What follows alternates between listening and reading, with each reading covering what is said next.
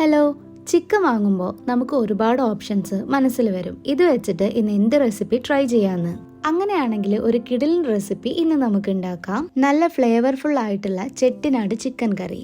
പിന്നെ നിങ്ങളുടെ ഏറ്റവും ഫേവറേറ്റ് ആയിട്ടുള്ള ഒരു ചിക്കൻ റെസിപ്പി ഒന്ന് കമന്റ് ചെയ്യണേ.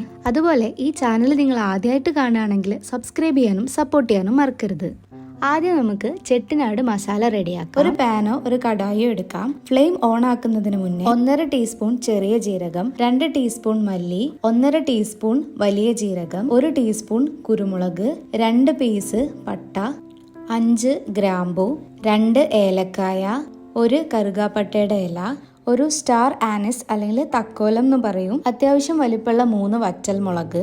ഇവയെല്ലാം ചേർത്തിട്ട് ഫ്ലെയിം ഓണാക്കി ലോ ഫ്ലെയിമിലിട്ടിട്ട് ഇതിനൊന്ന് ഡ്രൈ ആക്കി എടുക്കും. ഒരു 2-3 മിനിറ്റ് ഒന്ന് ഇളക്കി കൊടുത്തതിന് ശേഷം ഇതിലേക്ക് 1/2 കപ്പ് അളവിൽ ചിരകിയ തേങ്ങ ചേർത്ത് കൊടുക്കാം. ലോ ഫ്ലെയിമിൽ ഇട്ടുകൊണ്ട് തന്നെ തേങ്ങ ഒരു ബ്രൗൺ കളറായി വരുന്നത് വരെ ഒരു 4-5 മിനിറ്റ് നമുക്കൊന്ന് ഇളക്കി കൊടുക്കാം.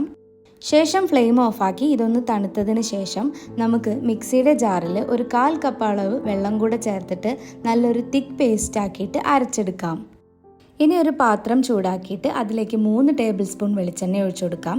വെളിച്ചെണ്ണ നന്നായി ചൂടായി വരുന്ന സമയത്ത് 2 തണ്ട് കറിവേപ്പില കൂടെ ചേർത്ത് കൊടുക്കാം. ഇതിലേക്ക് ഒരു 20 ചെറിയുള്ളി ചേർത്തിട്ട് ഒരു 5-6 മിനിറ്റ് അതിൻ്റെ കളറൊക്കെ മാറി വരുന്നത് വരെ ഒന്ന് വഴറ്റി കൊടുക്കാം.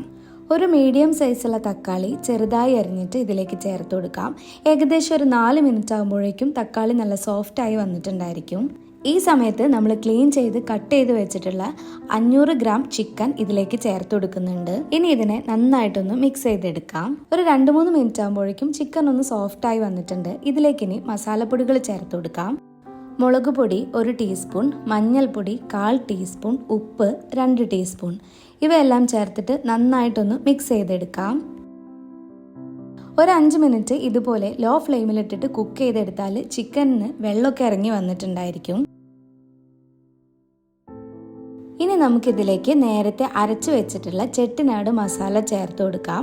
ഇതിൻ്റെ കൂടെ 1 കപ്പ് അളവിൽ വെള്ളം കൂടെ ചേർത്ത് കൊടുത്തിട്ട് നന്നായിട്ടൊന്ന് മിക്സ് ചെയ്ത് കൊടുക്കാം. ശേഷം ഒരു 20 മിനിറ്റ് നമുക്ക് ലോ ഫ്ലെയിമിലിട്ടിട്ട് ഒന്ന് അടച്ചു വെച്ച് വേവിച്ചെടുക്കാം. ഇപ്പോൾ ഒരു 20 മിനിറ്റോളം ആയിട്ടുണ്ട്. നമുക്കിതൊന്ന് തുറന്നു നോക്കാം. ആ ഗ്രേവിയുടെ നല്ല അടിപൊളി മണം വരുന്നുണ്ട്. ചിക്കനിൽ മസാലയൊക്കെ പിടിച്ചിട്ട് ചിക്കൻ നല്ല സോഫ്റ്റായി വന്നിട്ടുണ്ട്. അവസാനമായിട്ട് നമുക്കിതിലേക്ക് കുറച്ച് മല്ലിയിലയും കൂടെ ഇട്ട് കൊടുക്കാം. അങ്ങനെ നമ്മുടെ ചെട്ടിനാട് ചിക്കൻ കറി ഇവിടെ റെഡി ആയിട്ടുണ്ട്. ഇനി നമുക്ക് ഫ്ലെയിം ഓഫ് ചെയ്യാം. ഇത് നിങ്ങൾക്ക് ചോറിന്റെ കൂടെയോ ചപ്പാത്തിയുടെ കൂടെയോ അപ്പത്തിന്റെ കൂടെയോ ഒക്കെ കഴിക്കാവുന്നതാണ് കേട്ടോ. നല്ല ടേസ്റ്റ് ആണ്. അപ്പൊ എല്ലാവരും എന്തായാലും ട്രൈ ചെയ്യണേ. ആദ്യം പറഞ്ഞ പോലെ ചാനൽ സബ്സ്ക്രൈബ് ചെയ്യാനും സപ്പോർട്ട് ചെയ്യാനും മറക്കരുത്. അപ്പൊ എന്തായാലും അടുത്ത വീഡിയോ ആയിട്ട് കാണാം. ബൈ.